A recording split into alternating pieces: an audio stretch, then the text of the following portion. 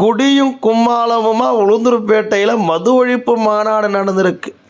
பிளாக்கில் 200 கோட்டரை வாங்கிட்டு தான் மாநாட்டுக்கே வந்துன்னு விடுதலை சிறுத்தைகள் கட்சியின் தொண்டர் கொடுத்த பேட்டி தமிழ்நாட்டையே சிரிக்க வச்சிருக்கு.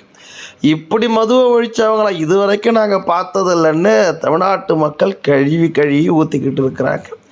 கள்ளக்குறிச்சி மாவட்டம் உளுந்தூர்பேட்டையில் விடுதலை சிறுத்தைகள் கட்சி சார்பாக மது ஒழிப்பு நாடகம் நடந்துச்சு. அதுக்கு சிறப்பு அழைப்பாளிகள் யார் தெரியுமா? சாராய வியாபாரி கும்பல் தான். சாராய வியாபாரிகள் தன் கட்சியில் வச்சிருக்கக்கூடிய திமுக தான் சிறப்பு அழைப்பாளராக கலந்துருக்கிறாங்க. இதே எதிர்கட்சிகள் விமர்சிச்சிருந்தாங்க.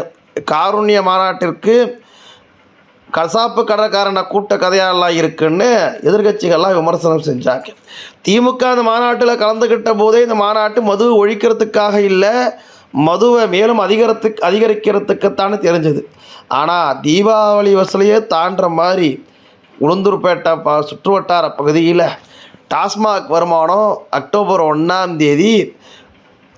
வசூல் வந்திருக்குதான். அதற்கு காரணம் விசிகாவுடைய மாநாடு தானா. மறுநாள் காந்தி ஜெயந்தி விழா, மாநாட்டுக்கு வேறு கும்பல் வரும், மறுநாள் கடை கிடையாதுன்னு முதல் நாளே விநியோகம் படுஜோராக நடந்திருக்கு.